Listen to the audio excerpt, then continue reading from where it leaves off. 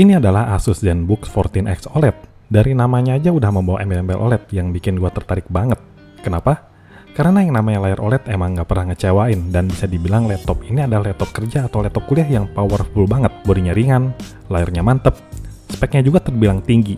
Pokoknya buat menunjang produktivitas dalam bekerja, laptop ini adalah salah satu pilihan yang tepat banget. Dan inilah pengalaman gue selama kurang lebih 1 bulan bekerja menggunakan Asus ZenBook 14X OLED.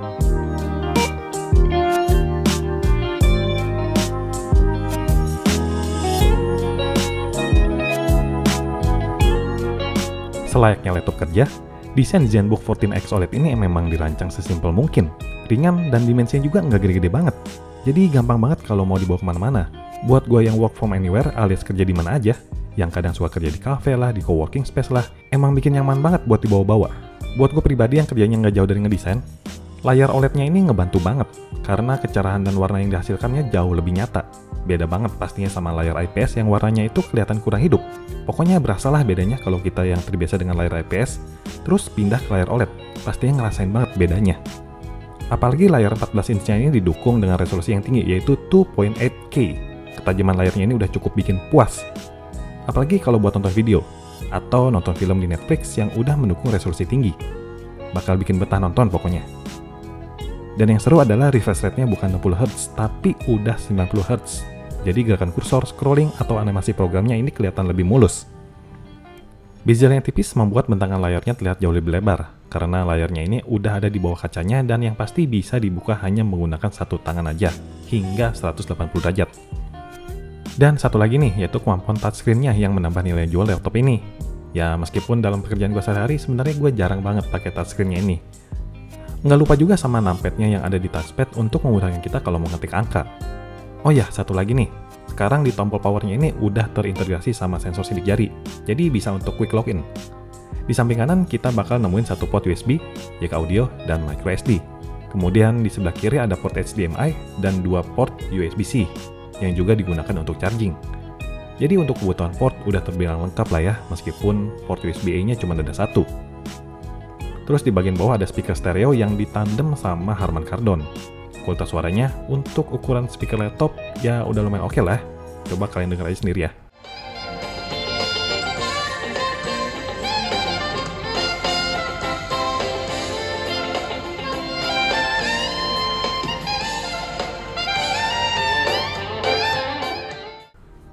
Kemudian segi performa pastinya menjadi salah satu alasan kenapa gue sebut ZenBook 14X OLED ini adalah laptop kerja yang powerful.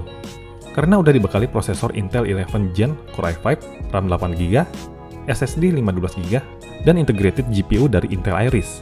Dalam pekerjaan gue sehari-hari, buka Photoshop, Illustrator, dan software Adobe Family lainnya, bisa gue bilang lancar banget. Nggak ada masalah. Dan menariknya buat ngedit video pun ternyata lumayan enak. Ini gue kaget sih, ternyata laptop setipis ini, laptop seringan ini, buat ngedit video ternyata lancar banget. Gue coba ngedit video di Adobe Premiere terbilang lancar. Gue emang gak nyobain ngedit video 4K karena lagi nggak ada stok video 4K.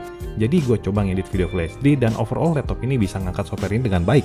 Gue coba render video Full HD berdurasi 7 menit, ternyata cuma butuh waktu 5 menit aja ngerendernya. Lumayan cepet banget. Jadi buat kalian yang content creator, laptop ini juga bisa menjadi salah satu pilihan yang tepat ya. Terus gimana kalau buat main game? Sebenarnya seri ini emang gak cocok buat main game. Tapi karena gue penasaran, akhirnya gue coba install Genshin Impact dan hasilnya emang kurang memuaskan. Main di resolusi full screen cuma dapat settingan default low dan FPS-nya juga rendah banget. Tapi kalau gue turunin ke resolusi 1080, sayangnya tampilannya bakal jadi Windows kayak gini. Meski terbilang lancar ya, tapi ya secara experience nggak bakal puas. Terus laptopnya juga jadi cepet panas pastinya. Jadi kalau kalian pengen cari laptop yang sekalian buat main game, saran gue sih mending cari seri ROG atau TUF. Karena dua seri itu emang udah didesain secara khusus untuk bisa main game. Kemudian di atasnya ini juga ada webcam yang bisa rekam di resolusi 1080p 30 fps. Kualitasnya sih standar ya, kalau cuma buat meeting Zoom sama klien mah nggak ada masalah. Soal daya baterai, laptop ini ketika gue pakai nonton Netflix nonstop, ternyata bisa tahan selama kurang lebih 4 jam.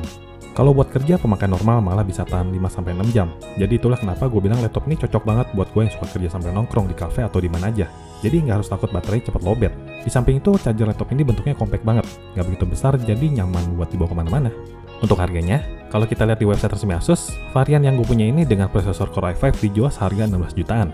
Ada juga varian yang Core i7 dengan RAM 16GB, SSD 1TB, harganya gue buletin jadi 22 juta lah ya. Dan karena sudah diformulasikan juga untuk konten kreator, kita juga akan mendapatkan bundling free 3 bulan Adobe Creative Cloud. Menarik banget kan?